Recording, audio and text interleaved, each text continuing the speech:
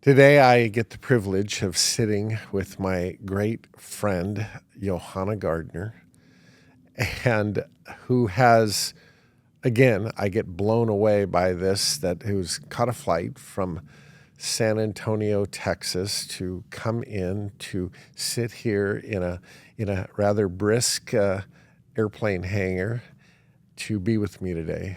Thank you for that effort. You're so welcome. It's my We've pleasure. known each other a long time, and so it's just a treat to be with you. I mean that. You may have seen a few of these podcasts that they start at least with this general word or idea or phrase or something that I go to that centers really what I believe in part your story is about. And the word that I've come up with is this notion of reinvention. And I really I've watched your life for a long time and nudged by circumstance, but always with deliberate choice. You've set your compass on the next thing that you are focused on. And what I love about that term reinvention is that you are an example of someone who's always growing. You're always exploring, and there's an openness to where am I being led to explore. Right. So I want you to take us way back to your roots and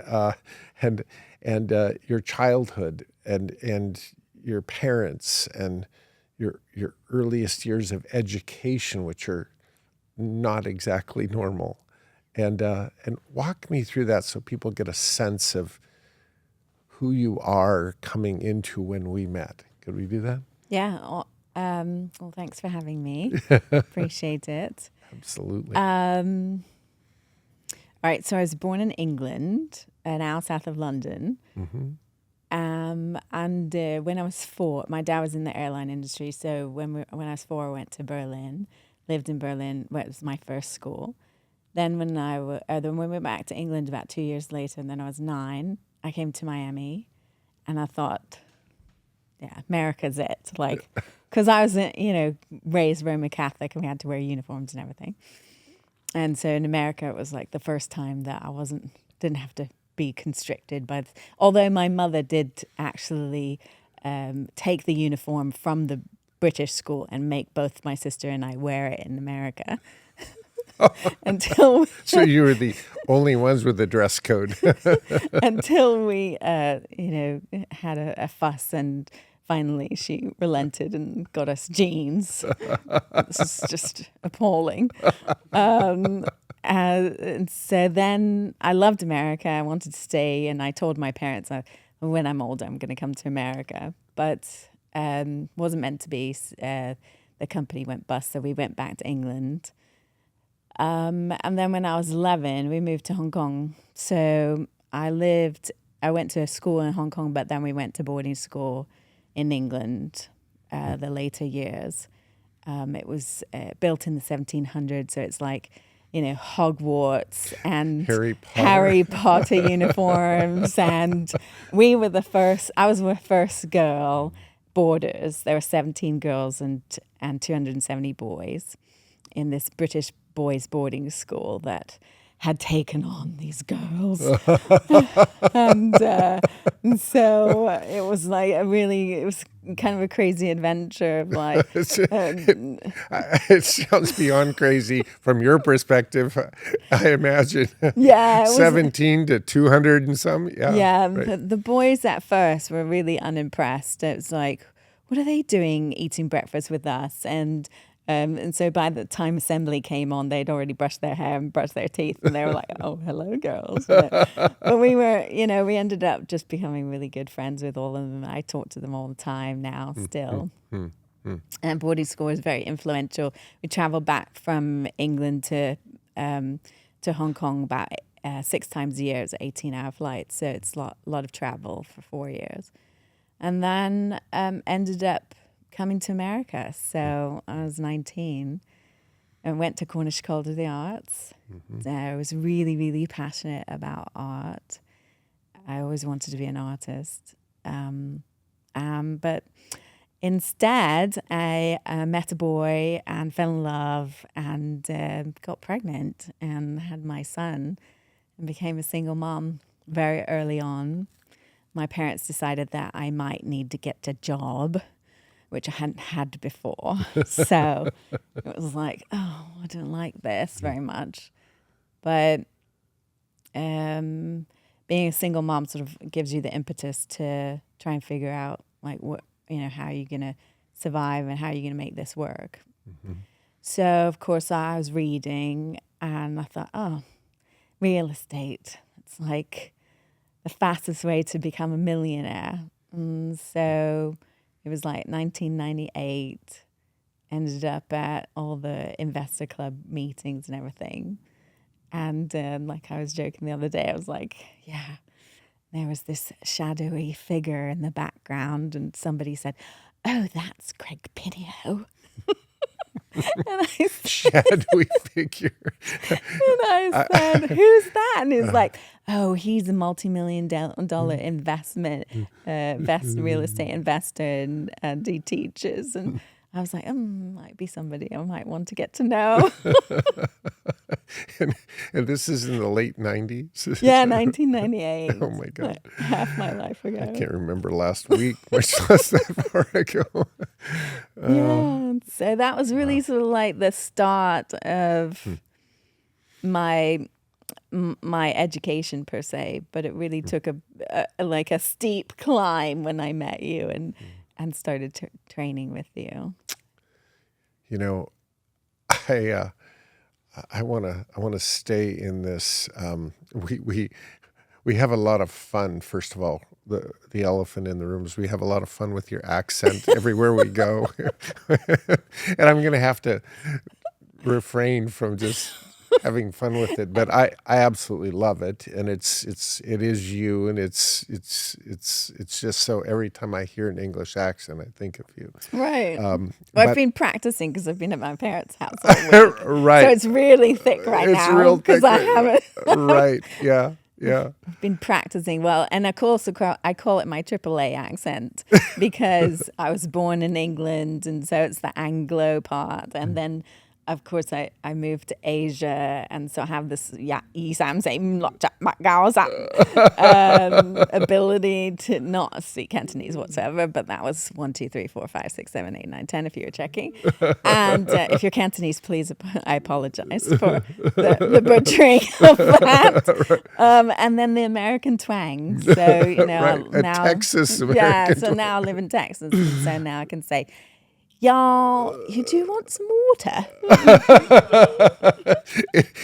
These things should all not go in a blender when it comes to accents. But So I really never know what I'm going to get. It really depends on like who I'm speaking to and when I'm speaking. what So comes out. I know, I'm surprised as much as everybody else. It's like, oh, did you just say that? I guess I just said that. Yeah.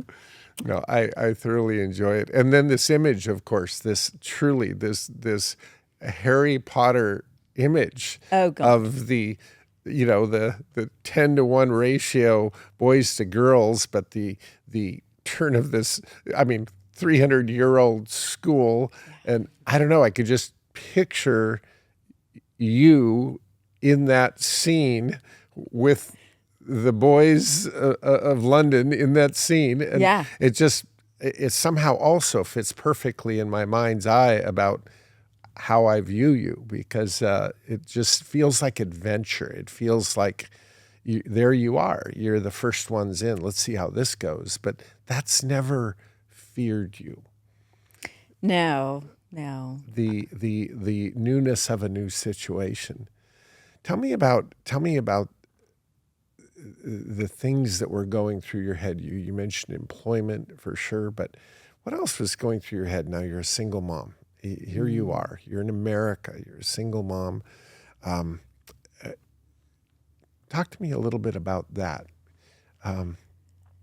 Yeah, other than being really scared. Like, I think one of the brilliant things about my parents was that they didn't really segregate me into sort of like, you're a girl, so you've just got to go find a really rich boy and like get married and everything. There was a lot of independence, and especially the education that I had, where you weren't, you know, there are so few girls who are sort of like treated a little bit, but like royalty. We had, this Laura Ashley completely retrofitted priory building that was definitely haunted. But the boys had, sort of like a military style bunk beds and just rows and rows. And so, of course, there was just this, the queens are arriving or whatever.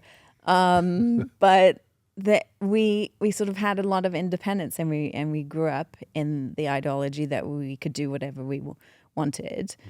And so, of course, I had this incredible passion to be an artist, but I didn't have the belief system that I could make millions of dollars doing that. And so the belief was that I had to go get a job just like my dad and sort of do the whole male, so that the whole, even though you're a girl, you're still doing the male road of getting a job and making money and things like that. There wasn't an investigation of, well, how do you make money with things that you love? It was, you just got to work really hard. Yeah. Doing something you love isn't necessarily on the top list right now. It's you've got commitments, you've got responsibilities. Go get a job and get it done. Yeah. So every day was like torture. I didn't really enjoy getting up at 6 o'clock in the morning and dropping my son off at daycare and then, doing the whole thing. But I ended up working at Boeing for 10 plus years as a web developer. I was one of the first. Of course, the internet wasn't going to survive at that time, right? The management, they used to have their secretaries print out their emails, and then they would dictate their emails back through their secretaries. And eventually, my dad still types with 2 fingers, but most of the gentlemen figured out that they had needed to figure out how to type. But I was one of the first, and I remember sitting in a cubicle, and I was like studying really hard, and the security guy came up to me and said, "What are you doing?" And I said, "I'm working." And he said, "But you've been on this internet thing all day. Like, how much are you working?" And I said, "I'm learning HTML and JavaScript." He's like, "Oh, it's very suspicious, really." Right? And so that can't be work. Exactly. I don't hear a rivet gun. They didn't really display. It's so engineering, and my dad's an engineer, so it's like this ideology of because I had the art background, so I was a visual communicator, and so that was something that helped me kind of get grandfathered into sort of like the web arena, and we managed the largest internet website in Boeing at the time. There's 22,000 engineers and employees that looked at it every day. So it really I really love that part of the creativity and the adventure of that. But yeah, the whole confinement of having somebody tell you when you can or cannot go to on vacation, just even the nuances of having to wear certain things, and that's appropriate and that's not. It was all too much like boarding school to me. And sort of like I'd never really had a break of this rigidity. And there was just this really burning desire within me that I wanted to have some freedom. I wanted to have like this liberation and spend more time with my son at the time. So, yeah. And it's interesting how the motivator of sometimes the motivator is, oh my God, this is what I want. But sometimes what starts the engine of search is, this is what I don't want. I don't want this. And it seems as though that was the motivation to push you to like, what else can I do? And how can I create some stability, some wealth, some freedom, some things like that in other areas? And that's what started the look at real estate. Yeah. Absolutely. It was definitely fear motivated. Right. Yeah. And I think it's fair. I don't, people say, oh, I don't want to be motivated by fear, but fear can start emotion. Mm-hmm. And then passion and running towards something can take over. But sometimes that, disgust or fear or lack of fulfillment is what is the trigger that says, I've got to, I'm done with this. I've got to move forward. Yeah. And that led you to looking at real estate. And,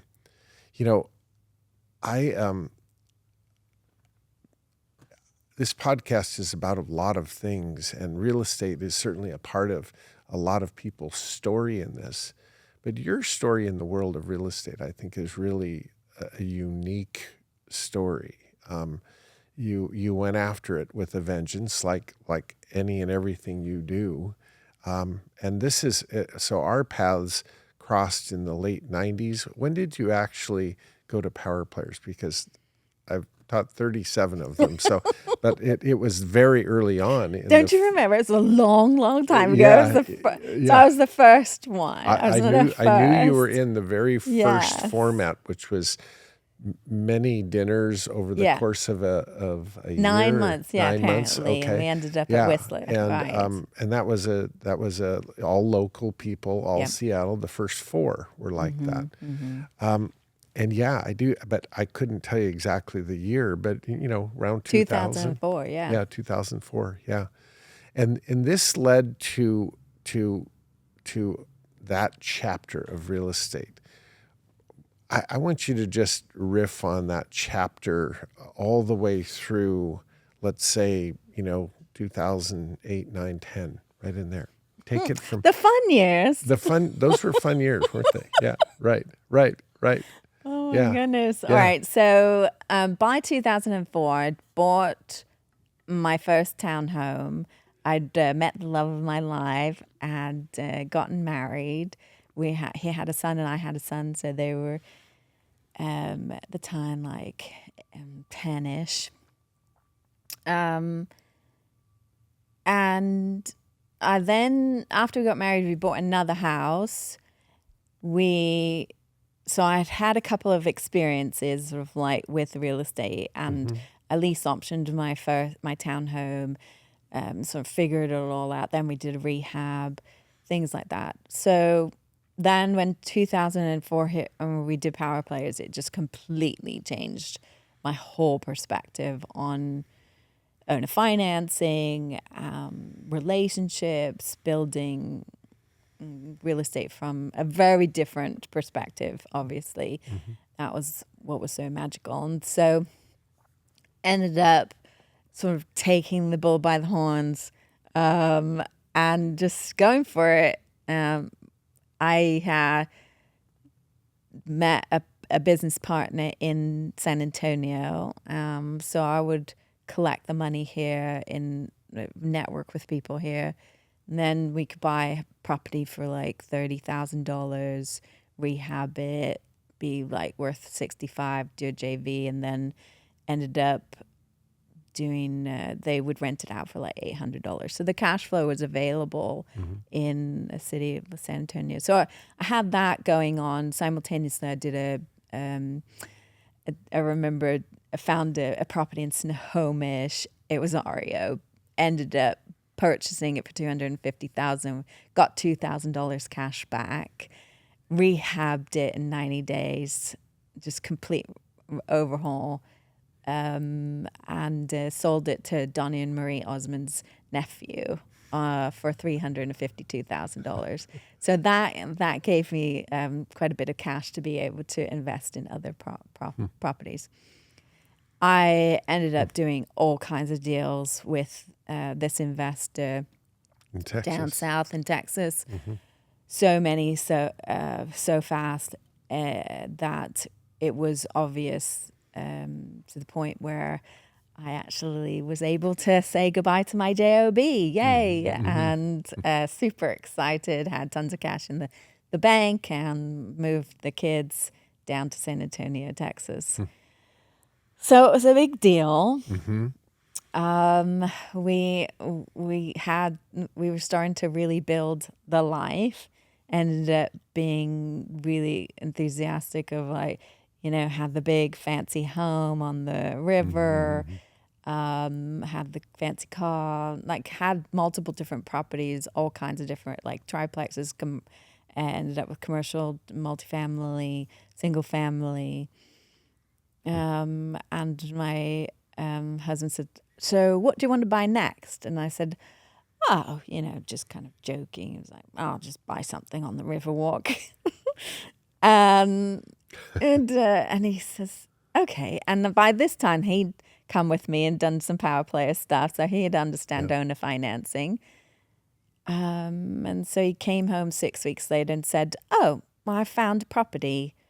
And negotiated $850,000 at 6% interest only for 30 years.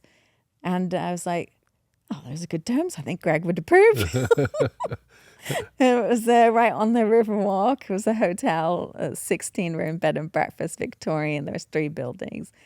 But it was just a beautiful location.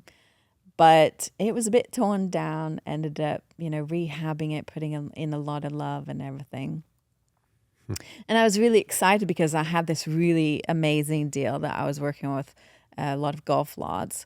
And I thought, oh, everything's just going to be peachy and we're just going to get all the money from there. And we're just going to put it into this hotel. It's cash flowing enormously and everything. I just created a website where the past owner was like $11,000 a month. Ended up, we were bringing in $80,000 a month. So it was a really nice change of income. And then I got a phone call. And the phone call said, by the way, we're no longer doing, this is mid-2007. We just bought the hotel 4 months earlier. And he says, we're not going to be able to do any out of state investment loans on land. And I had optioned a lot of properties, about 55 lots at that time. So, and the funding dried up. Yeah. Yeah. And I was just about to close on them, a whole year later, and it was just so shocking. I didn't know what to do. And of course, I'd only seen real estate going up. So of course I was like, "Oh, no, it's going to be fine. Just figure something out." And of course the naivety was a little bit looking back on it. So thank God I had done a lot of, all of that was owner financed. I had ended up working with the owner of the golf course. But it was a really ugly down. Yeah, it was a $3.5 million deal that just went upside down really, really fast. So, just keep going, just keep figuring it out. Quite a contrast of asset classes. Yeah. You have there was no main focus. There was just this one side you have this river walk, which, if you haven't been to San Antonio, that's sort of like the Gold Coast of commercial, development property. I mean, this is the centerpiece of San Antonio, the river and the tour boats going right down. And so to have this bed and breakfast, this venue right there is an income producing asset, but a business too. It's a business you've got to run as much as it is a piece of real estate. Hardly passive, that's for sure. I want to talk more about that because I think that maybe the thought going in was this is all going to be this way, and of course you don't know until you do it. but back to the contrast of, vacant ground that had tremendous development potential, meaning ready to go, ready to build, all these various lots on a beautiful golf course, etc. But what a different type of product, especially if you're tying any of the future of that to conventional money. Those product types are very, very different, and they're both a bit of a weird duck in the conventional lending world. Raw land, kind of a tough one to get sometimes, especially in changing climates. Yeah. And then, a business performing, like a bed and breakfast is also a tough one to go fit in a conventional box. But let's stay with the wedding.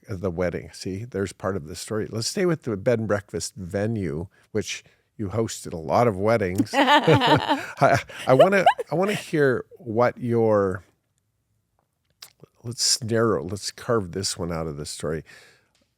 What your thoughts were going in, your vision, your thoughts, what you saw here, how this was going. You obviously got it performing beautifully, but what was your thoughts going into how this was all going to go? And then how did it go? Tell me about the lessons that you learned by doing of that particular asset class, this bed and breakfast on the Riverwalk of San Antonio. Right. Yeah. Yeah. So when I initially looked at the terms were interesting. Mm-hmm. It was more the financing perspective. I was like, oh yeah, I'm really interested. And then of course I drove by it, and like I said, raised in boarding school, and had this background of you go and do things in the world. And I wasn't instinctively built with the want and the wish to do cooking and cleaning, and there was 18 toilets and all this rehab stuff. So luckily at the time, Scott took care of all that physicality stuff, and I was taking care of the money stuff. But I was very busy doing all the other things as well simultaneously. But the reality of having employees was definitely very so challenging, because people didn't want to do all the things that I wanted them to do when I wanted them to do it. They have their own minds, right, and their own way of doing it. So ended up having some challenges with that. But things were really shifting in the economy, very much, very strongly, very quickly. And so like you said, I thought, oh gosh, how am I going to now, because the income that I had anticipated coming in was now all dried up, and how do I make this work? Because now I've got a lot of overhead. And so one day somebody came in and said, oh, do you do weddings? And I said, yes, we do weddings. And she said, are you willing to pay for this wedding? Do you have a minister or an officiant? And I said, no, but I'm sure we could Google one. I was like, just look it up. And of course I was looking it up, and $350 for a minister. Oh, wait a minute. Aren't I ordained? Oh yeah, I'm ordained, because I had become a Reiki master in 1995. So I'm very interested in energy and the healing arts, and like my background hobby. So realize, I can help people, and that's a good income, just for a 10-minute spiel, and ended up doing 600 of them. So it was a very good income. The ROI on a wedding is astronomical. For a birthday cake, it's $10, but for a wedding cake, it's $400. So not really anything special. But everything's sort of like you got to be creative. You got to look at what you've got and then go, how on earth?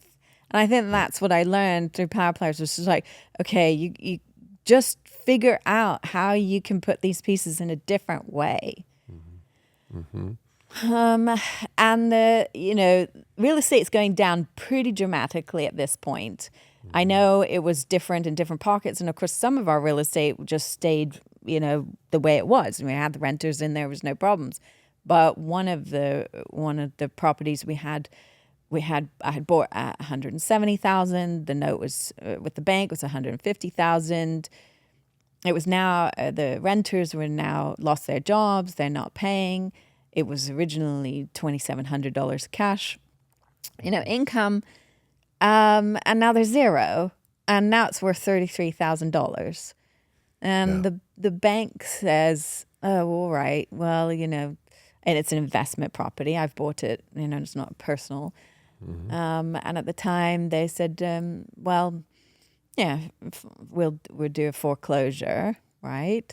But unfortunately, the IRS doesn't look at it as, a nicety. They just go, "Oh, you got $120,000 worth of earned income," and they were going to send me a nice tax bill. Right. And of course, at the time, that wasn't just one of them. I had multiple scenarios, exactly the same. Debt relief being treated the same as earned income. Yeah. From that perspective, if they, And so there was lots of lessons, Right. and they were rapid fire, right?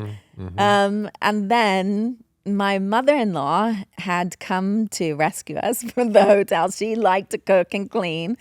So she came from Seattle, moved down to Texas. We gave her a little apartment.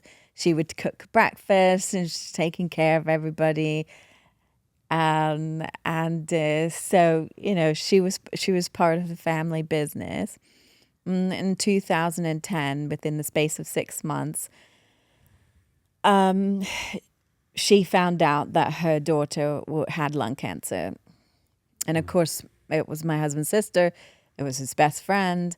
It was all very big shock, and of course, simultaneously, we're having this tsunami of financial problems. And we had to decide what we're going to do. And Betty, unfortunately, started negating some of her responsibilities. And I had a lot of employees. I had, 55 contractors and a lot of different moving parts. And I had to make a decision, like, how is this going to work, right? So after lots of discussion and a lot of stress, I ended up deciding that it would be best to, Betty she wasn't going to leave voluntarily. So I let her go. And I said, you need to go home, back to Seattle. Well, within 3 months, she had not taken it very well, and she took her own life. Yeah. So the last conversation I had with her was firing her. And that does something to the psyche, because you've now associated money and love and all of these things. 3 months later, my sister-in-law passed away of lung cancer. So my husband at the time was just kind of a mess. Yeah. A month later, the same weekend, we had a huge wedding. My parents had come down because it was my son's graduation from high school, and we went bankrupt. Luckily, we got to, live in I moved to the bed and breakfast, but I lost everything else: the fancy car, the fancy house, all the investments, everything that I had built over the years. And then, because of all of the tragedies they're happening, my son left, so I was an empty nester now. My husband couldn't handle it, so he left. And we got divorced eventually. And then my health took a turn where I ended up in bed for several years with chronic fatigue. So I I was really at that whole, what am I doing here? Like, who am I? And I had sort of like had this motivation, just keep going, keep going, keep going. And then all of a sudden it was just this brick wall of death and destruction and financial chaos. And I was just bankrupt on so many different levels, emotionally, spiritually, financially, mentally. I didn't know. I had to ask myself really deeply who I was and how I was going to create a new why for my life. You know what I hear in this, Johanna, and first of all, the transparency, the bravery to just lay it out there is unbelievable.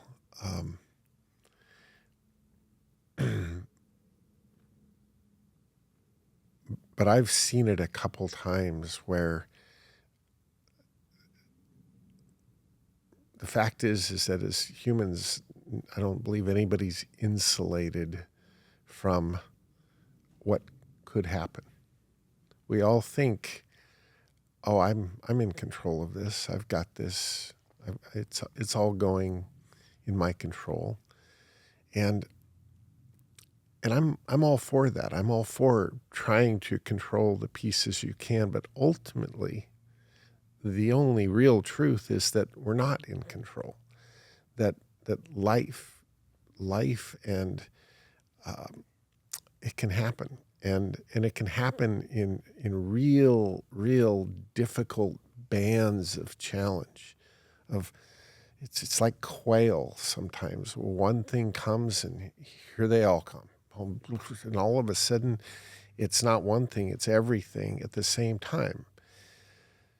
And it can happen to anybody. We tend to think that, oh, no, you can, with your education, you can figure out a way out of that with your charisma, your people skills, your this, your that.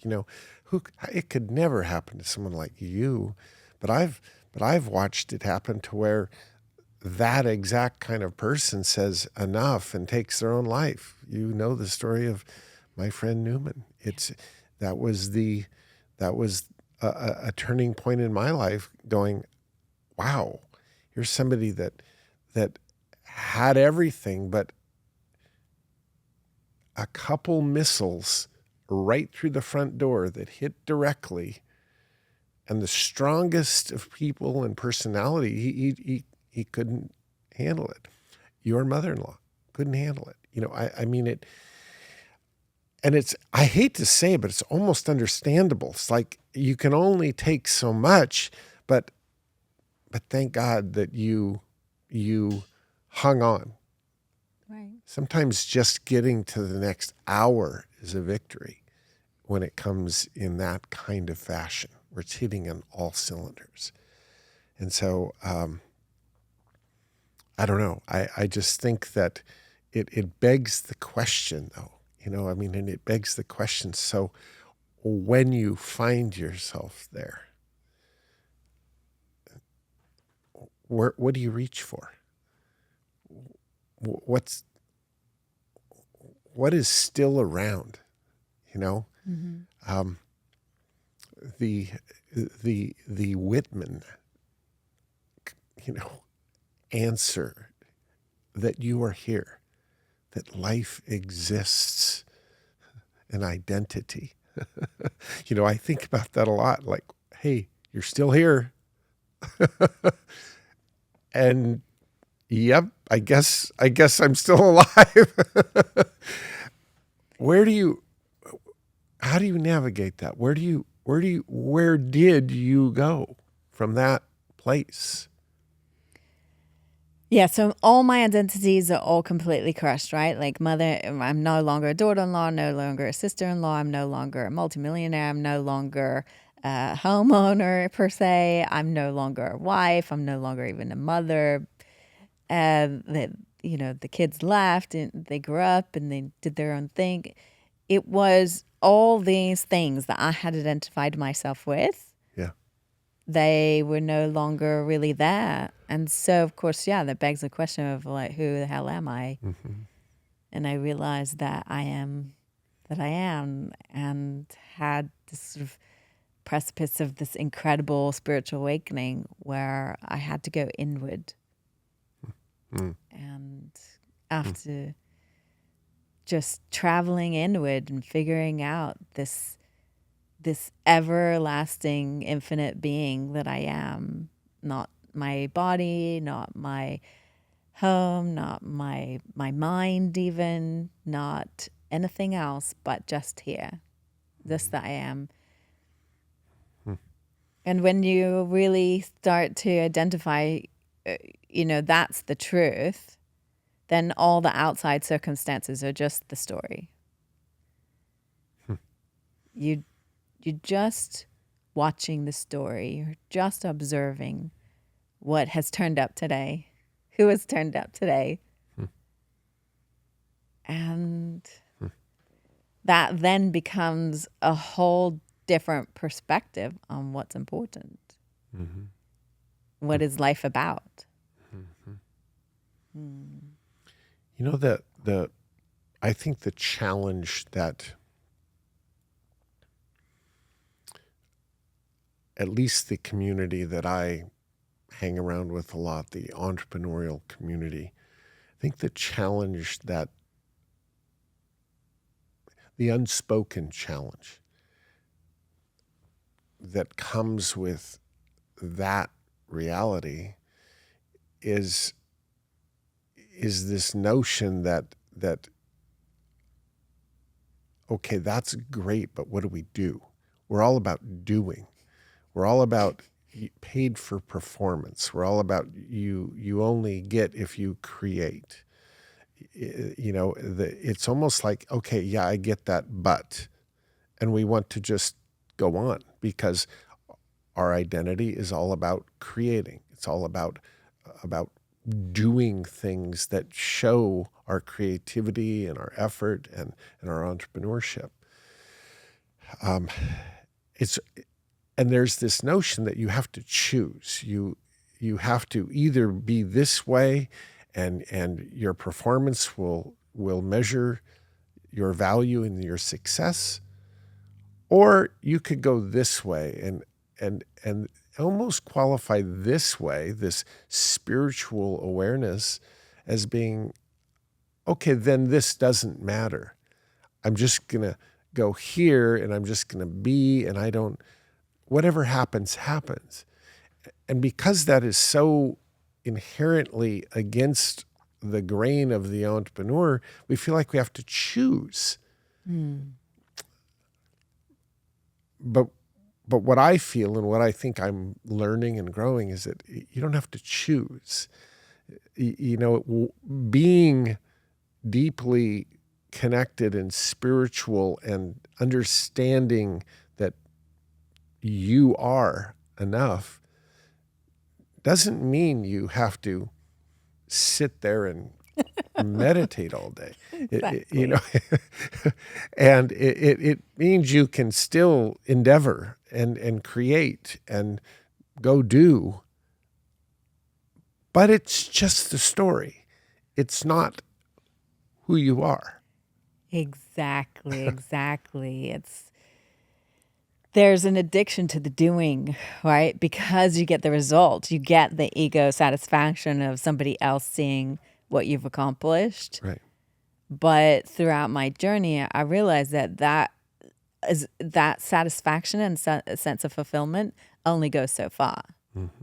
And if you're doing it for the sake of people pleasing or in codependency, you're ultimately confined to everybody else's response. And instead, if you flip it the other way around, where you're doing it from your highest excitement, you're doing it from your own inner joy, you're doing it from this sense of, I get to explore what happens, then you're always fulfilled. you're in a state of satisfaction. You're in a state of inner peace. You're in a state of happiness. I thought that, this financial freedom, like getting a bunch of homes and, getting all this passive income and everything, then that would be a destination that would bring me this happiness check. Mm-hmm. And of course, for a while there, I had all of that. And yet I had incredible internal chaos. Mm-hmm. I was miserable internally. It was really nice to get the ego hits of like, oh yeah, look at my fancy convertible and la la la. Mm-hmm.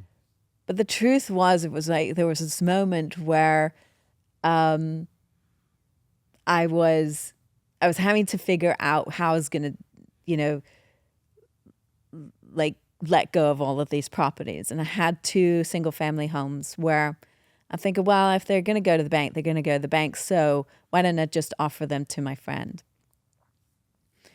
So here I was in my beautiful convertible Lexus. And then, I drive up and this lady comes up to me and she says, oh, I want to be like you one day. I want to have that fancy car. It's so nice. And I thought, what a dichotomy of moments where this woman had absolutely no idea how I'm just going to give hundreds of thousands of dollars worth of property to my friend because inevitably it was just going to go to the bank instead. So I was in complete bankrupt financially, but on the outside, somebody thought she wanted to be like me. And I thought, well, you don't know. And I think that so many of us just don't know because we're judging from the outside in. Mm-hmm. We're judging from the perception that we're portraying to others. And we have to live with ourselves 24/7. Mm-hmm. That's the guarantee. Mm-hmm. We're in here. Mm-hmm. Whether when we wake up, when we go to bed, when we look in the mirror, when we look at our bank account, mm-hmm. we're always in that. And how loving are we mm-hmm. to ourselves in all of those outside experiences? Are we in constant judgment? Are we in a state of negativity? Are we in this beating up of we could do better, we could be better? And I realized that, the temporary fix of having somebody else's approval wasn't necessarily where I wanted to live. Mm-hmm. And so I started designing my life from the inside out. And that was a really big deal because you're going to break every possible belief system that you've been programmed with, right? Like, yeah. You have to work hard and you have to do something difficult and you have to go get a job and like all this, like these ideas. And if I was to go against them, then I was going to go against my parents. And then, there's this idea that, wow, if I go against my parents, then I face death. And these belief systems are running in the background over and over and over again. And they rule our life until you finally just sit with them and say, is that true? Right. Is that bringing you joy? Mm-hmm. And so the investigation of like plowing inside of yourself and figuring out what beliefs you like, what beliefs you don't like, and letting go of all the ones that you don't like anymore. Mm-hmm. And freeing yourself. And that's the most ultimate freedom there is, right? Like there's this realization that you're an infinite being. You're made of the stuff of stars. Like you are who you are, and you're gonna, consciousness cannot be created nor destroyed. It is always. And no matter what your belief system is, it's like that to me was the realization that if I'm going to exist, I might as well enjoy the ride. Right. And how do I free myself? Might as well like who's accompanying me. Right? This. Like if you're in a room by yourself and you're not having a good time, then you're really bad company. Right. Yeah. I think, and at least it fits in here that of course, all this hardwiring that happens in us happens when we're so young, oftentimes, that we're just not even aware of it. And most people, I don't think, until they really have something hit them over the head to say, do you see the belief system you're operating from? They don't think about it. It's just sort of so subconscious and automatic, and it's become you. It's the way you are. It's the way you think. This is the way I am. Well, what does that mean? But this idea that if you're raised with a paid for performance sort of mentality, that you have to perform in a certain way in order to be loved by another, well, of course, you adapt that same thinking into, I need to perform in a certain way to love myself. and if I'm not performing in a certain way, then the self-loathing, the self judgment comes in, and you start feeling that depressed sense of failure, and here we go down the drain. Exactly. But to recognize a different reality, that no, you are perfect just as you are, no matter what. When you really contemplate that, believe me, I'm a beginner in this one, because I was a paid for performance kind of person, right? But when you contemplate that, it doesn't just change a few things. It's like you don't even know how to comprehend how to go from there. Like, it doesn't change one belief. It challenges everything. You would say everything. Everything, right? And that is a good challenge. That will result in a road that produces better answers. I'm certain of it. And it's a road I feel like, honestly, I feel like I'm just starting to really grasp the depth of this truth, and the journey has begun to really keep digging in this, because we all want unconditional love. We want someone somewhere to say, no, you are loved and you're amazing, and you don't have to do anything to prove it. You are that. And yet, if you don't think on yourself that way, it is really almost impossible to think on anyone else that way. Yeah. Right? Wow. That's the truth. So this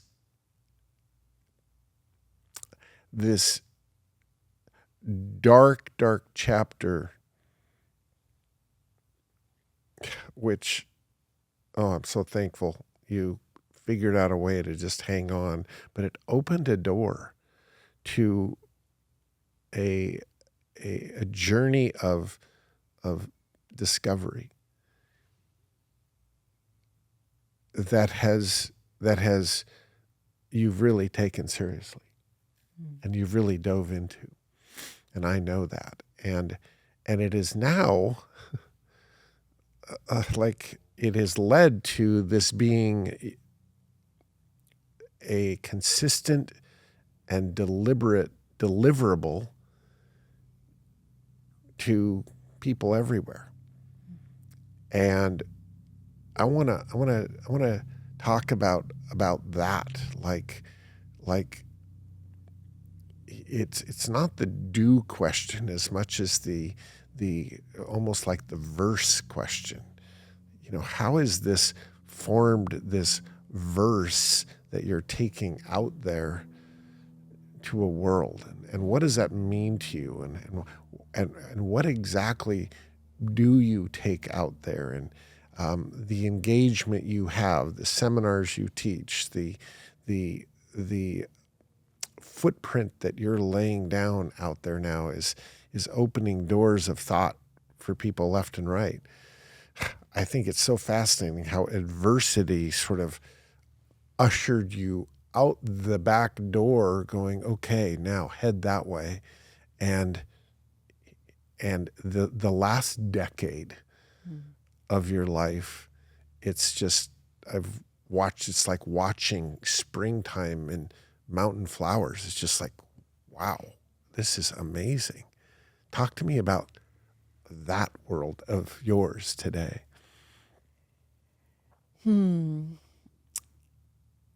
There was these egotistical beliefs that, I've got to go do something. And it was this realization that all of that doing was in response to what the idea that I was stupid, that my mom had just subconsciously repeated over and over and over again. I think she got it from her mom. So it was an investigation of, well, what is that really true? And what does that mean if I'm unconsciously choosing these behaviors in life in reference to being stupid? Of course, so I choose really complicated things in order to get the approval. Mm-hmm. And then once I freed myself of that idea, then I was free to saying, well, what do I really want? And that's a really scary place because there's no parameters there except for your own joy and your own peace and your own excitement. Mm-hmm. And if you've lived your whole world in these certain, these rules, then it's just like a menu. You've only got 3 things on the menu. That's what you do. But all of a sudden you've got an infinite menu. There's a lot of choices. Mm-hmm. And so I realized that, what is it that really I love to do? And I really love it when I have deep, deep conversations with people and ask them, what are you doing and why are you doing it? Are you loving it? Are you excited about it? And you dig deeper on those conversations and people will, inevitably you figure out that they're doing it for somebody else. They're doing it for a certain agenda. So when I started coaching, I used my multi-million-dollar experience of what not to do in real estate and life. And I share that with people. And I help people really figure out how do they get to the doing of their highest excitement. Mm-hmm. And often, 100 times out of 100, there's a big, huge roadblock called, well, my dad told me to do this, and my mom said this, or my grandmother did this. And so there's a hierarchy of belief systems that has made your system up, and you're just being driven by all of those. Mm-hmm. So I spend a lot of time really digging into that really scary place. A belief system, if it's embedded into your whole identity, it will literally, you'll have to give up your life, your old life, in order for you to be birthed a new one. Mm-hmm. And so, going through the death process over and over and over again is quite complicated on your own. And so it's really nice to have a guide, somebody who's been there and done it. Mm-hmm. So that's what I get to do, is really delve into, all right, you might feel like you're going to die right now. And I'm here. That's it's a graphic picture. It's a mental, intellectual hospice, right? That exactly. Okay. Die before you die. Right. But it makes so much sense to me. And it's actually a real beautiful concept, that it's a concept of change, that we can change. We can choose differently. Awareness leads to the ability to make decisions based on the awareness. I didn't know that. Now I do. I used to do this. Now I don't. You know, those simple sentences are just explosive when they're really sincere. And understanding why did I make those choices before, and recognize the influences and the wiring that these were a matter of subconscious fact. That's what you do. Yep. But to take control, and I love the phrase "live deliberately," to deliberately take ownership of those choices. And wow, I'm sounding like I know what I'm talking about here. This is just my own sort of intellectual regurgitation of so many things that are going through my head, because when you stand and look at things that didn't go right, and if you, as I believe you should, take ownership of, okay, that was me, I was there, I did that. But then the question is, well, why? Why did you do that? What was behind that? What belief system was that working from? I just think it's courageous to ask those questions. And if you die, the rebirth has the possibility of the real you, of really who you are emerging, not the creation of someone else's weekend work, but you saying who you are, and then moving from there. And you can see it. It's palatable in your life. I've seen others recall. Like, it's almost like, whoa, where did that person come from?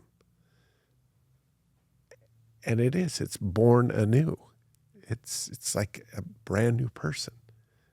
So I think it's so exciting, and it's worthy the effort, but it's hard. Yeah, I don't think people come here voluntarily. It's almost like, is this shoot. the line where you get your ass kicked? Yeah, I'm in. Yeah, I mean, facing ideas. I mean, like, if you're in a tribe, you don't believe what others are saying in that tribe, you're then, kicked out of the tribe, and you basically face a physical death. But we're in an environment now where we don't have to face that physical death, although our nervous system thinks that we do. And our nervous system will go into panic and deep depression and incredible, experiences. And so it takes an incredible amount of courage to be able to question, what am I believing? Why am I believing that? Is it making me happy? Is it bringing me joy? Is it bringing me peace? If not, if you have the tools to be able to reconnect yourself to the truth of what is, where true joy is and true financial freedom is.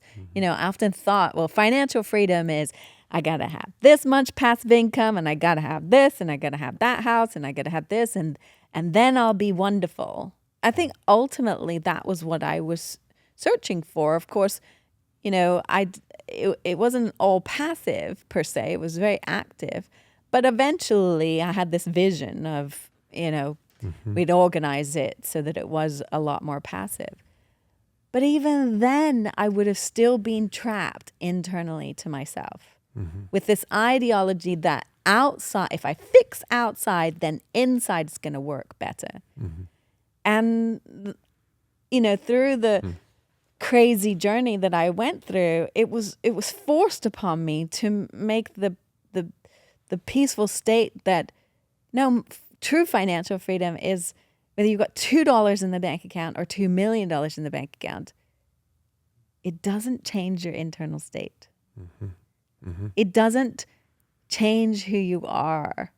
You are not emotionally affected by that situation or that situation. You still can come to it with eagerness to find out how you get another $2. Might be an exciting ride. Or, oh, you got $2 million. You might lose it tomorrow. But all of those things are situations outside of yourself that inevitably can be destroyed. But once you've built this internal navigation system in here, nobody can touch it. I think there are times in life that at least the way I would phrase it, Providence asks you those questions.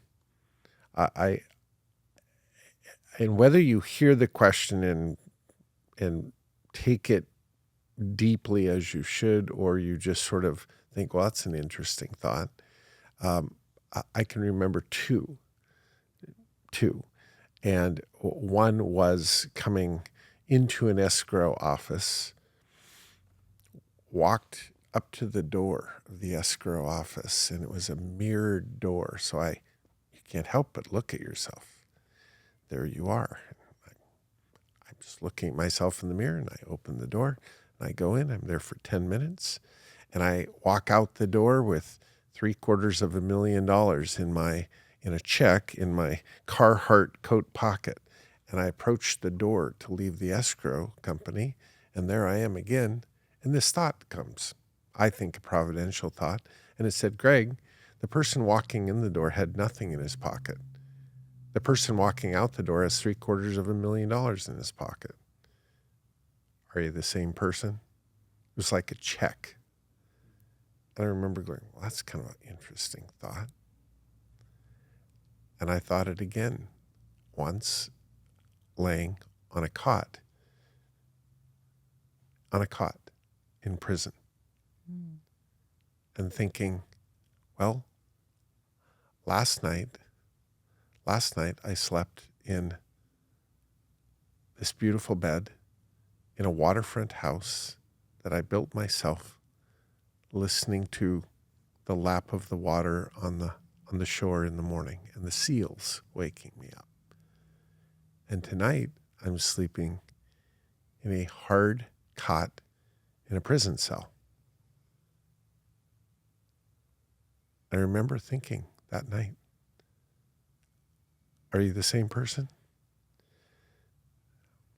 I'm not sure I answered those questions at that time, but I think that they were the right questions, because it was asking and probing the equation to go, if you think all this stuff is real and is what it's about, it's not. You better have a game going on inside. You better have an identity, Whitman, that is not tied to all this. And now all this is, as you said perfectly, it's just the story of the day. The story's going to change, but what's inside, the depth of your purpose, of your identity, of who you are, doesn't change with the circumstances of the story. Boy, that is a hard one to swallow, especially when the story is a machine gun full of adversity coming at you. Then you're like, holy moly. And yet, how else would one survive that, right?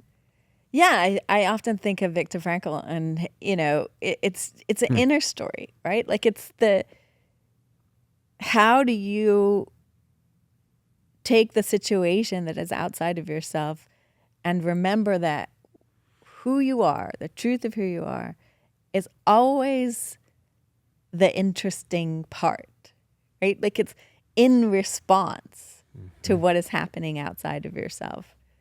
And the maintenance, your ability to maintain your peace and maintain your state of happiness is is just priceless.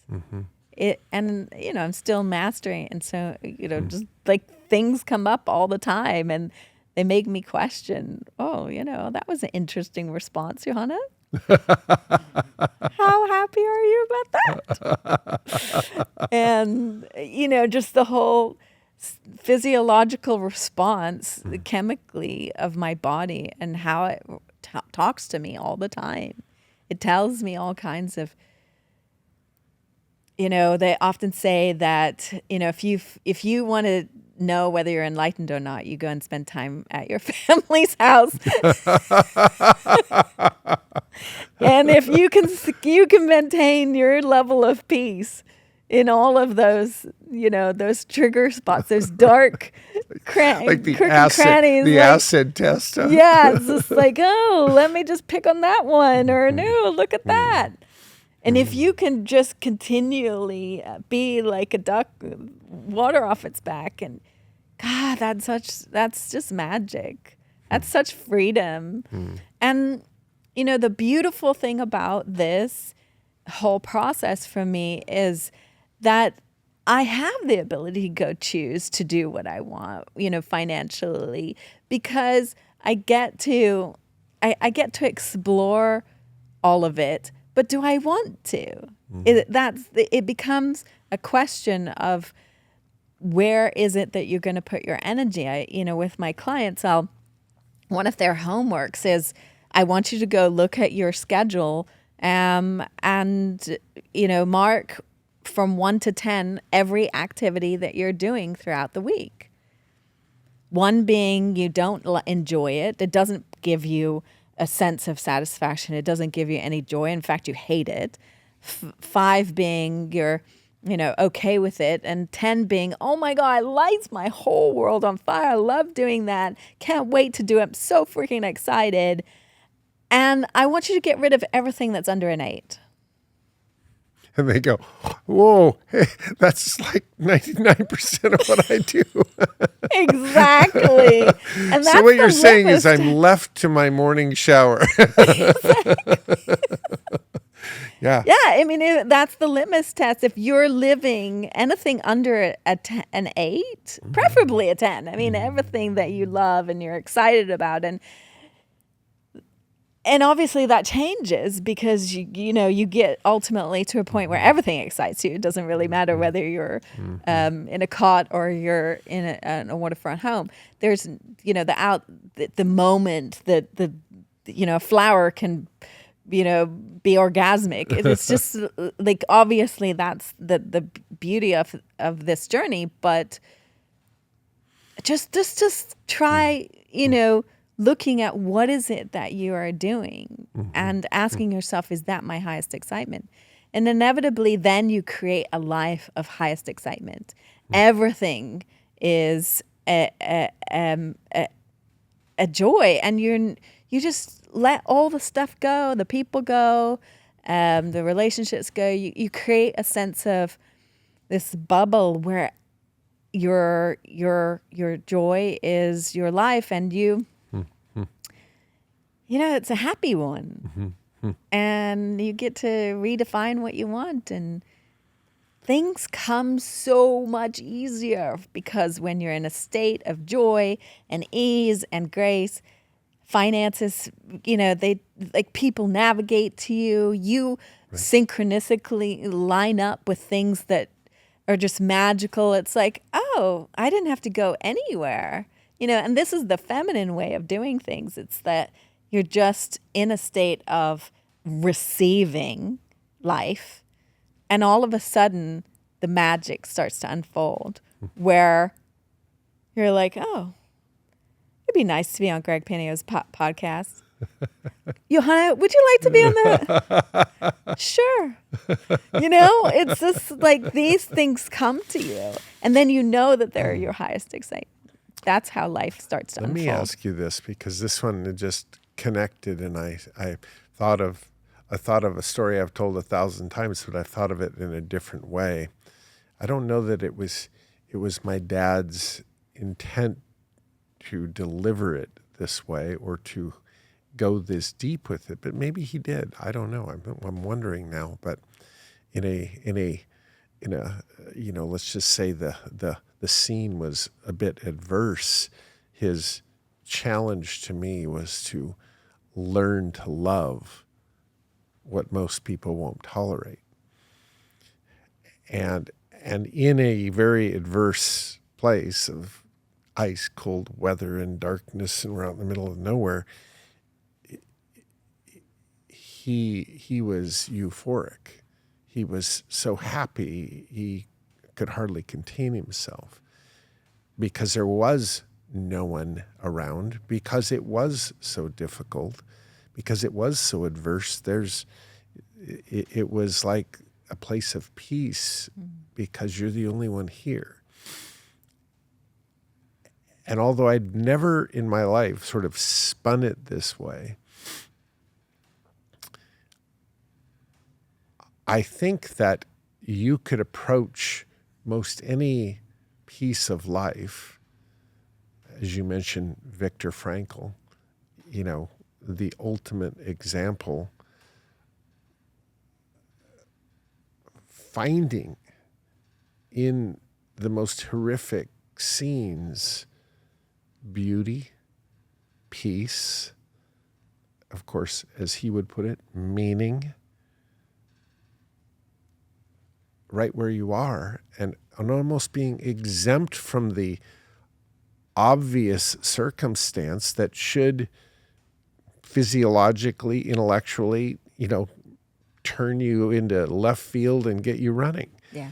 But it not only doesn't, you can learn, I think it's possible, to actually love a state of it's chaos, it's this, it's all these things that maybe before I defined as things, I don't like anything about that, but framed with a different mind and a different person,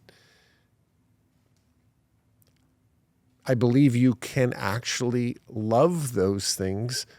And therefore, there to me is like the ultimate, like you said, if you can go to your parents' house and if your peace sustains, it's that kind of thing. You can walk into challenge.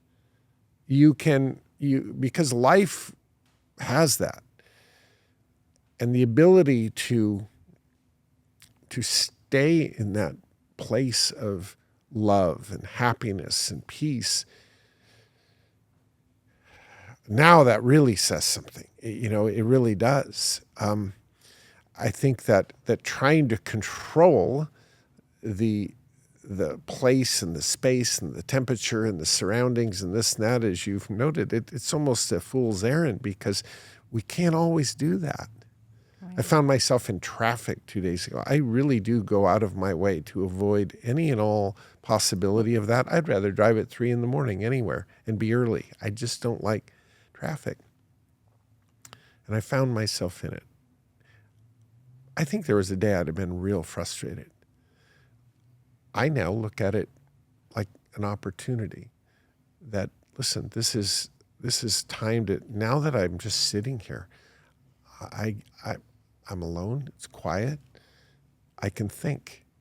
So I've always made sure I'm prepared with notepad and pen, right, to sit and think on things. Mm-hmm. Or I always have with me the next thing I'm memorizing, which takes a certain amount of focus and I think perfect opportunity.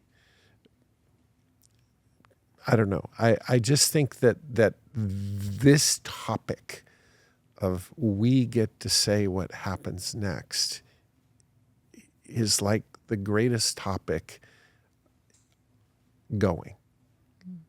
You are in control of the one thing you can, as Viktor Frankl would say. No one can control what you think next.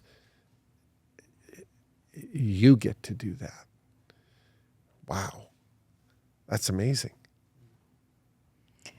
Yeah, and the ego hates it because it doesn't get any bonus points from anybody else. Like it will, Right. you think that this whole outside approval, people pleasing, this whole, Yeah. and yet that's not in existence. And yet, within yourself Right. that you're joyful, that you're peaceful Right. in places that you would never have been joyful or peaceful before. As simple as, being in the car and traveling. I find it shocking now because, maybe I'll be traveling with somebody or they're driving and F da da da and da da da and all this stuff. And I'm like, wow, what a lot of energy for stuff you cannot control. Like, I just think it's hysterical that somebody's doing that. And then, as you continue on this journey, you realize that you've been spending a lot of energy on all the stuff that has absolutely no relevance. It's like 80% of your life that you used to have is no longer in existence because you're just spending 20%, that rich 20% on all the things that you want to do and you want to explore and that you're excited about, and that, and a ride in the car is an opportunity, like you said, to witness what's going on around you and other people's behaviors, or in your own mind, and contemplating ideas and thoughts. Right. And What was that little book? It was a small book years ago. Something like, "Don't sweat the small stuff." yeah, It's all all the small stuff. It really is. And there's that microcosm of experience of life can become the macrocosm of your life. And I mean, from that's really what I've delved into, and helping other people do the same thing with a guide, and they get to have incredible results. Or like it's not it's not work without a prize.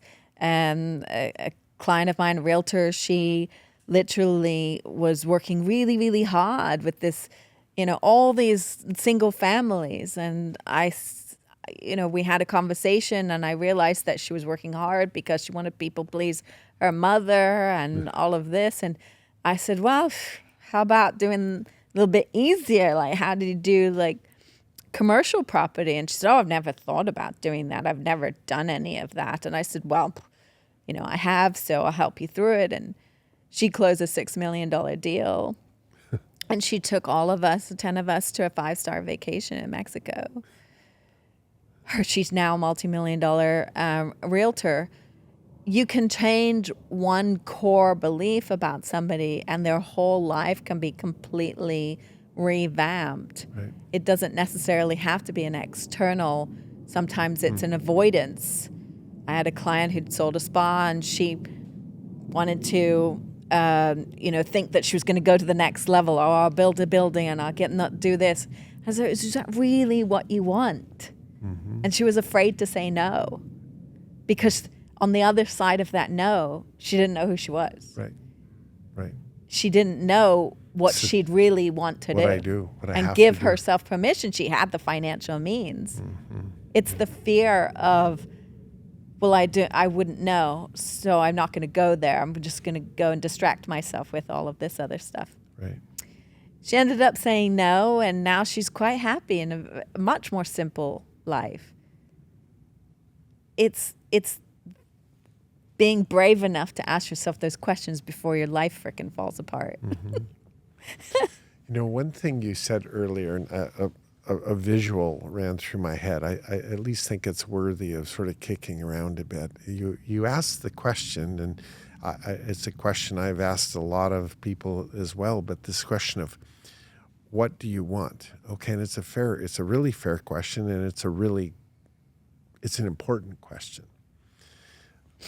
But I think the thing that is our belief systems say what we can and can't do. And so the overlay is, you can say what you want, but the next question should be, and do you have the belief systems that make that possible? Right. I think that just that step of awareness is a big wake up call when you get that. Listen, if the hardwiring that's in there that you may not even be aware of is disqualifying the possibility, then wanting for something, really wanting for it, but it always seems to elude you and you never seem to get there, should be the buzzer that goes off that says, listen, there's a belief system inside of me that is blocking this. Mm-hmm. There's something inside that is short-circuiting the conduit that gets me from here to there. It's like somebody, locked down in jail that can't see the bars, but they're in jail saying, oh, I want to run that trail down the river. Mm-hmm. I want to do that. They can't see the bars. They're not going anywhere. You can want for it, but you're in jail and it's locked. The unlocking of the bars. Mm-hmm. Not only do you deliberately get to go and do and be and create and initiate and have intention. But here's where I'm getting to. Somehow, take a shot at this because it's an out there. Somehow when those bars go off and you are free to create, somehow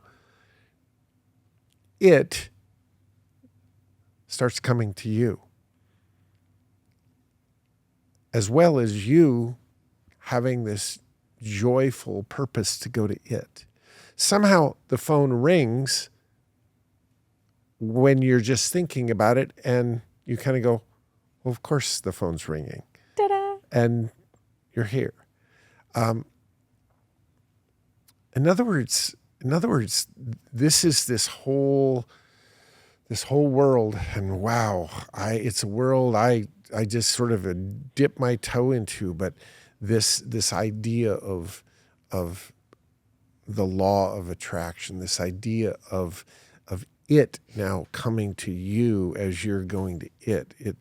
And is it actually it moving to you, or is it that you have awareness of it like you never had awareness of it before? In other words, you see the route that you never could see before. I don't know quite how to frame it. All the great thinkers have tried their best at trying to describe it. They really have, all of them. But I am convinced that it starts with one analyzing their wiring and their belief system. Because if the bars don't come off to where you can actually think that this is possible and create intention around it, the other half of the equation, it doesn't get in the game. It's like you're on your own. Mm-hmm. But when you do this work, now you're not on your own anymore. It feels that way. Mm-hmm. Mm-hmm. Yeah, well, it gets into the science of everything, right? Mm-hmm. And we are made of energy, frequency, and vibration. Tesla says if you want to understand the universe, think in terms of frequency and vibration. And what you're alluding to is the acknowledgement that we are the creators of our own reality. And if you understand frequency, like attracts like energy. So those two experiences will come together, whatever frequency that you're at. So for example, earlier in my story, my whole nervous system was set to a state of chaos. That's the thermostat. Any kind of catastrophizing, any kind of chaotic experience, dramatic, you name it, it was all there. And so, of course, even though I'm not consciously aware that I am that frequency, that I am vibrating at that equivalent, then that Then you just create that. it comes towards you, right? Right. And it doesn't matter how much internally you're saying I don't want it. You know, if you say don't think of a pink elephant, unfortunately the mind doesn't understand that until you've trained it enough to be able to go, oh, that's a psyop. We can't think of a pink elephant. But our mind and our whole frequency and our vibration is set to like attracts like.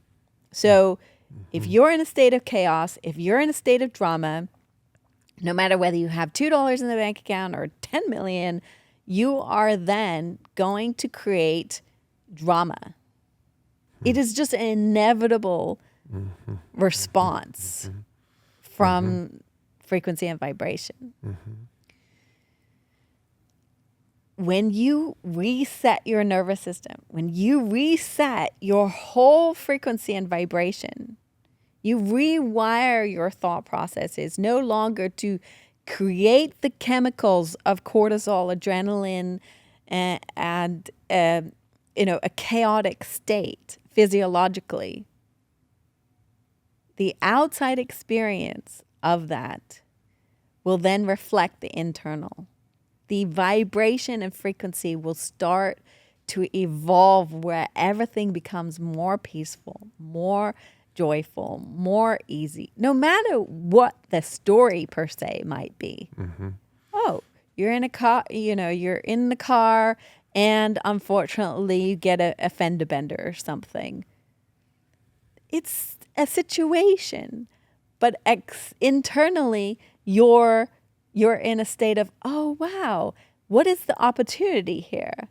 And of course, the fender bender, the situation, you get a couple dings in your car and you could perceive that as just awful and it would be terrible and that person was nasty and blah, blah, blah. You can have that physiological response, or you can have the physiological response of like, wow, a divine source wants me right here, right now. And all of a sudden you meet the neighbor of your parents that you had been hearing about for the last 20 years. And all of a sudden you realize that this was the right, most perfect example. And you're purchasing their house. Yes. 20 minutes later. It's just like you go beyond that state of a chaotic response. And then all of a sudden this magic unfolds. Yeah. And it's just bewildering how all of that starts to happen. And then you realize more and more and more. I have a very flowy life, right? Like I'll go to for example, I came in a few days ago and I was thinking to myself, probably got the cheapest, rental car possible, envisioning myself in this little thing. And then, but, things could change and, life could show me a different way.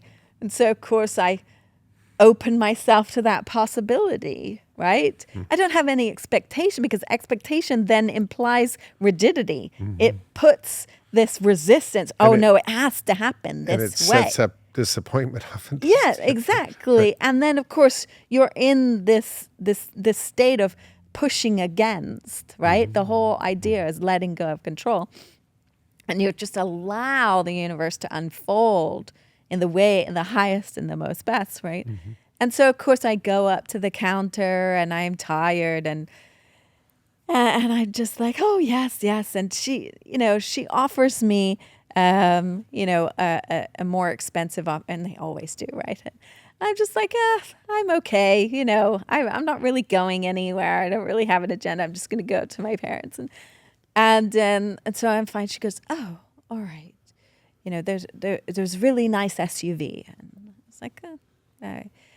And then, sure enough, after a little bit of paper shuffling and everything, she goes, oh, you know what? That SUV's now free. Would you still like it? And I was like, oh, free's really good. I like that idea. Thank you. So it's like you get free upgrades to everything.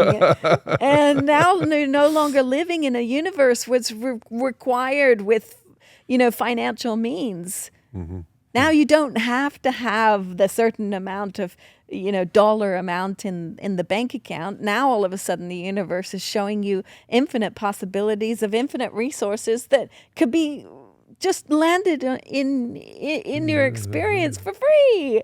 And it's just like, oh, you're no longer living in that if then else statement of if I have $10 million, then I get $10 million worth of response. Now, all of a sudden, you're getting a universe that says, no, if you are $10 million, like the universe is going to respond in treat $10 million like way. Like all of a sudden, there's infinite places and resources and connections. And it just, you become, your whole life starts opening up to a whole different experience. And of course, other people would look at your life and say, well, how does that happen?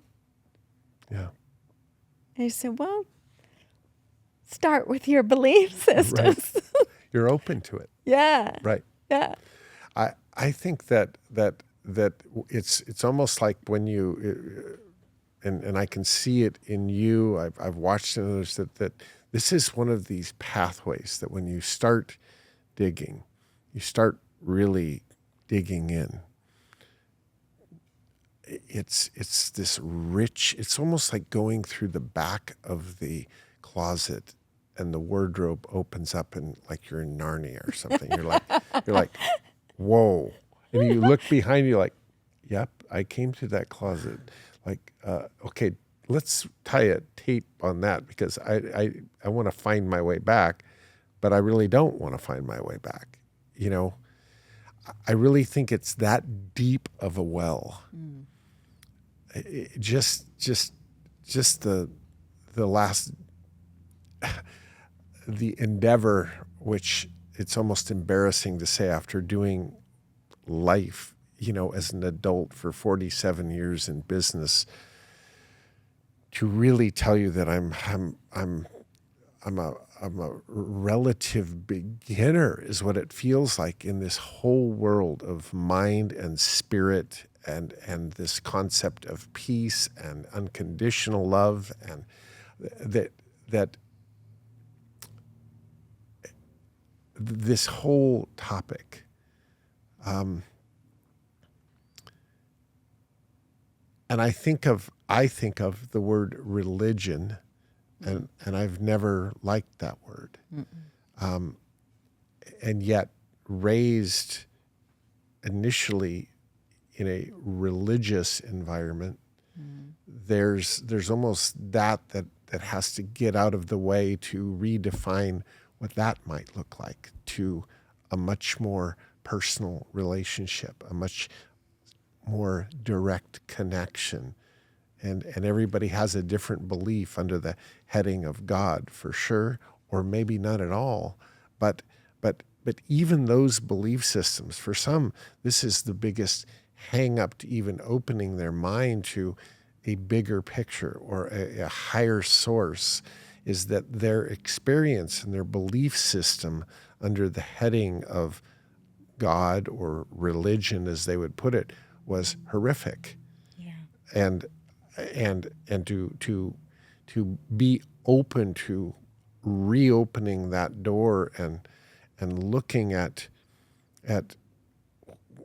what really is in there from a different angle, a different perspective. I bet you I've talked to hundreds of people in my life who literally have a physiological reaction when the topic of religion or their Catholic upbringing or whatever gets brought up. I literally witnessed a friend of mine, a close friend of mine. We were sitting waiting for a table to have dinner, and we're sitting there, And he strikes up this conversation with this person sitting next to him, waiting for a table. And somehow the conversation got on nuns in a Catholic school. And the evening progressed to that after about 2 bites of dinner, almost progressed to taking him to the ER. His physiological reaction from that conversation was so dramatic. He couldn't swallow. He couldn't eat. It was just like all this acid from his stomach just came out of nowhere. And he knew exactly what it was. It's like this conversation absolutely will drop me because it brings back this horrific chapter and topic. Right. And therefore, any conversation around a higher power or a source of love that's infinite or any of those, it literally is like, stay away from that topic because I just, out of preservation, I can't go there because the hardwiring and the triggers are so immense. Right.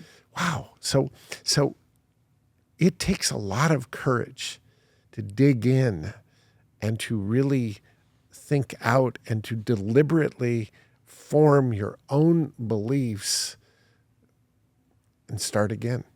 Yeah, because every memory that you or every experience you ever go through is recorded in your body, in your mind, in your heart, and your gut.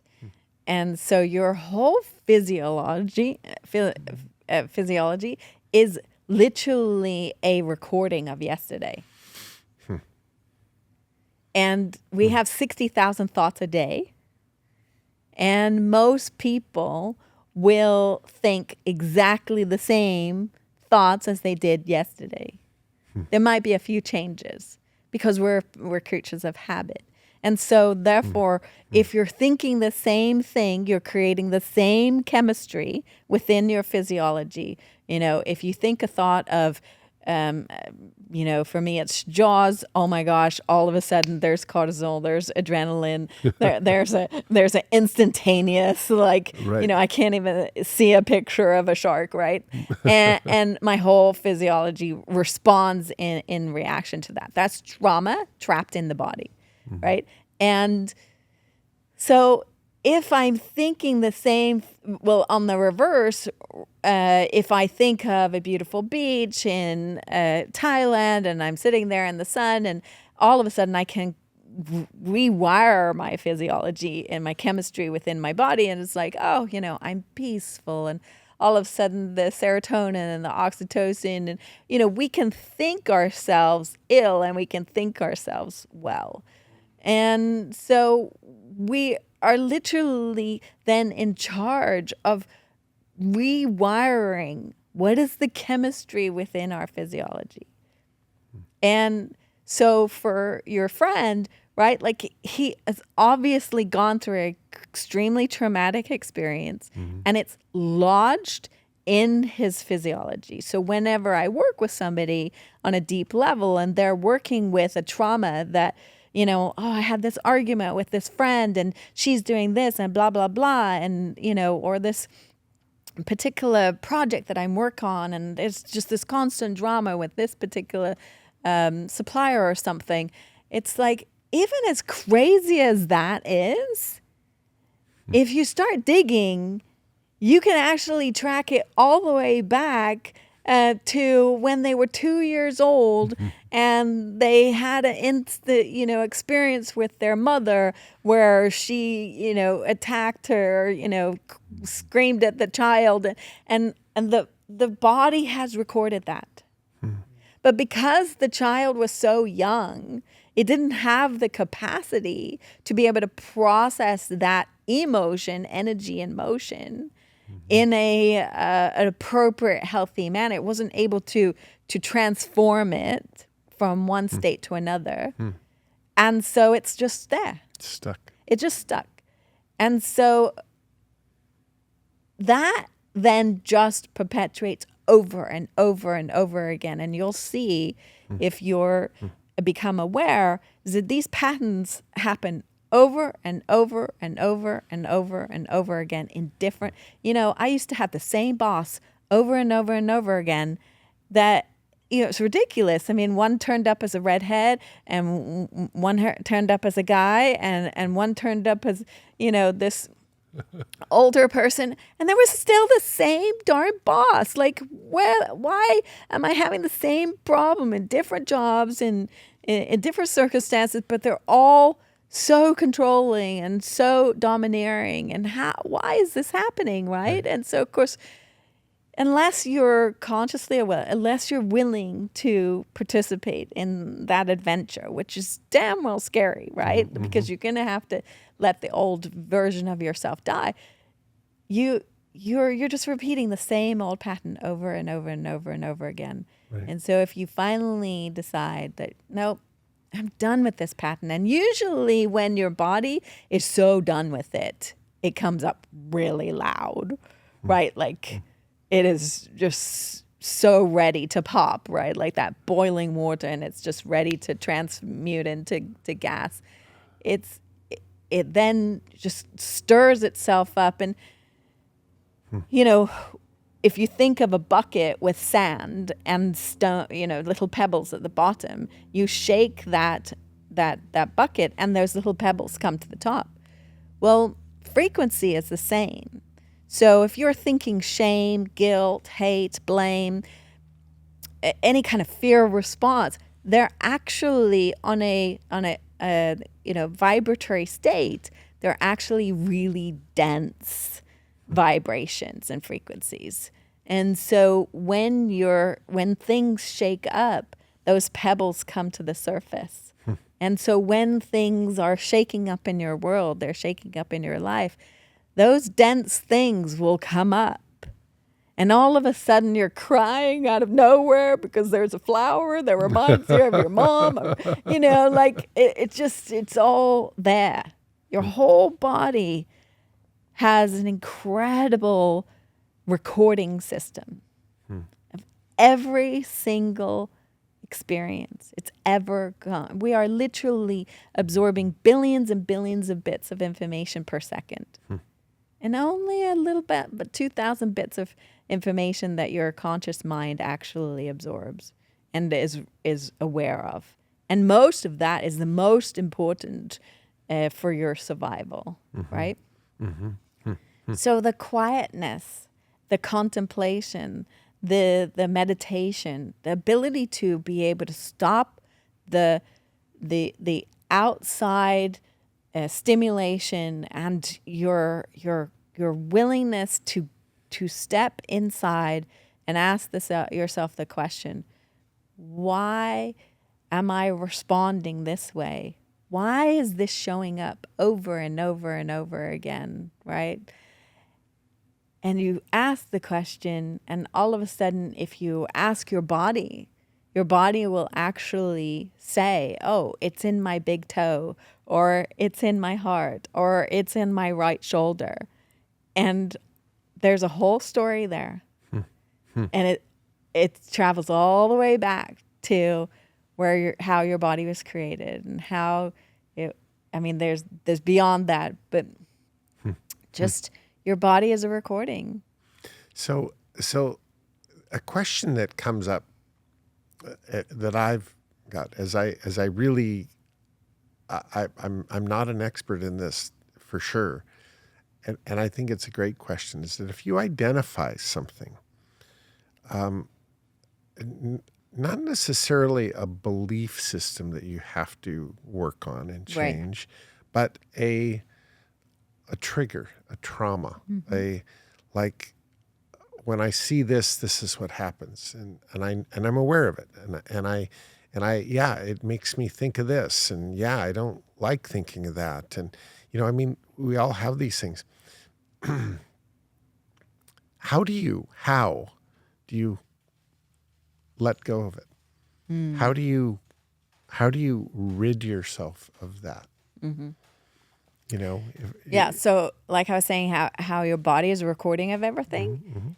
What it's the divinity within the universe is that we're here as to learn, to explore, to be the observer of the human experience. And so our body's recording everything. And when you have a trauma or something that comes up, you're able to then just go into your body and ask, where is this stored?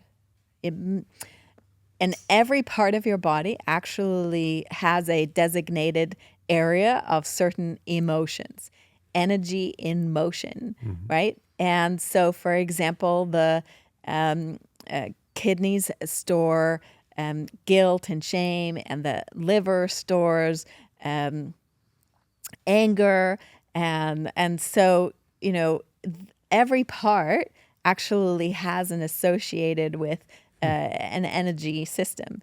So how do you you're remove it from that? Yeah, so you're able to Surgery. Yeah, literally, you go in, and what the universe is really trying to say is that, well, you have this this memory of anger, and it's stored in the body, and so usually what will happen is you'll feel the energy, and the energy will feel uncomfortable. It will feel, maybe it bring up some emotion. And what it's doing is like it's a pool of water, like pond, and it's stagnant.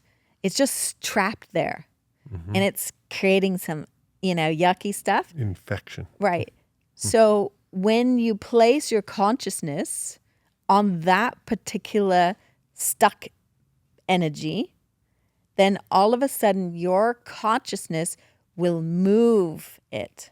And that's energy in motion, emotion. And when we move stagnant water, what happens? It starts to segregate from the clean water to the dirty water. And you're able to then move it out. And the dirty water would be equivalent to the emotional response, like a physiological crying, or I feel heat, or I feel all of a sudden, like I'll have clients who, I have a back pain. Oh, it's hurting. And, and nothing's happened. We've all just been having a conversation. And all of a sudden the energy is starting to flow. And that's where our magic is that everything is, we need to be in flow. We need to be in a state of movement. And so the pain and the disease is when it's not moving. And when we get it to move, then all of a sudden it's just like the boiling water just turns and it transmutes and it leaves the body. Because the message of whatever that trauma was important to your particular journey. This, somewhere about 25 years ago, I remember journaling that if I had one topic that I could lower my head and think on and research and understand and go deep on, it was the topic of the mind, is how I phrased it. Of course, you start there and you get into all of these energy, et cetera, power, spirit, source. I mean, there's a lot going on under at least that umbrella in my head. And I think it's just absolutely fascinating. I've been digging for 25 years and I still feel like it's my first day on the job because there's just so much there. Yes. And your insight and your journey is awesome, and it's helping people. I think the fact that the journey began out of adversity is also a common thread. I believe that I've seen many a deliverable that impacts the world whose genesis was a crossroads. It was an adversity. It was like, okay, that's it. I'm drawing a line right here. Something's going to change. And so I just am taken by your willingness to dive in so transparently. I think the challenge is obvious, at least to me it is, that that the challenge that should come out of this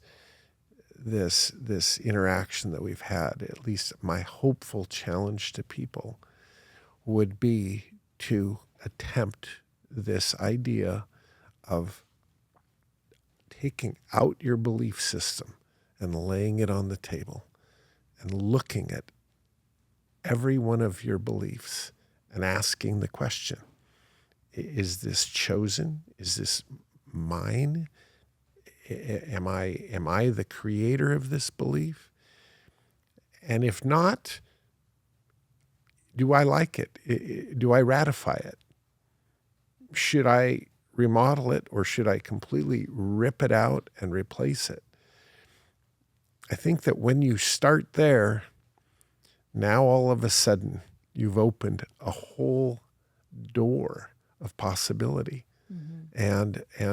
And that door, wow, where does it lead? It's a discovery. I love how you call it. It's just like exploring. I would want this audience to know how they connect with you, how they best, and you might want to make sure you think about this, because I don't want your phone to explode necessarily unless you want it to. But how can they get a hold of you to continue this discussion with you? Yeah. Because I would like them to do that if you're up for it. Thank you.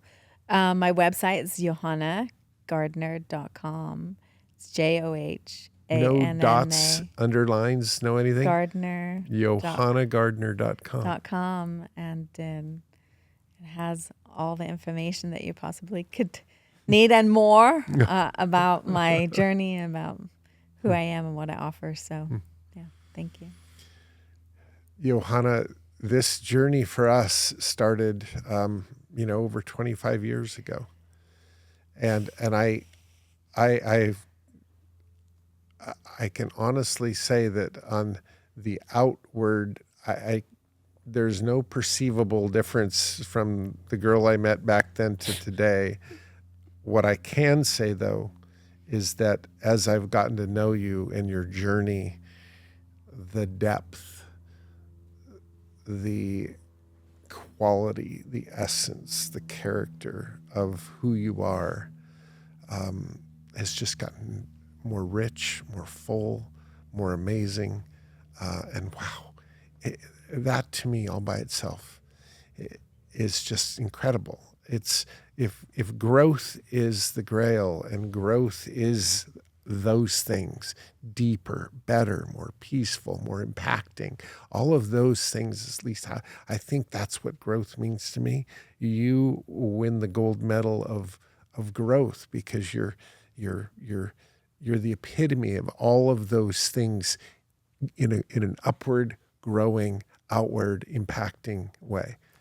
And I just I'm so excited that this podcast will be seen by the world, at least the world I can provide, and I know that people will connect with you, and that their journey will improve as a result. So, thank you doesn't say it, but hey, I will continue to thank you until I drop dead. So, well, thank you really for changing my appreciate it. life. I really appreciate it, and it's just been an amazing journey that I could never have imagined this being the chapter that we're on right now. Yay. And Yay, where we're on we this will go. chapter. Let's let 2008-9 go away. Right? No, that's let us here. So thank you again. And to all of you who are listening to this, God bless you. I really appreciate all the feedback that we have gotten and it seemed like continue to get on this podcast. And so we're going to stay with it until next episode. God bless.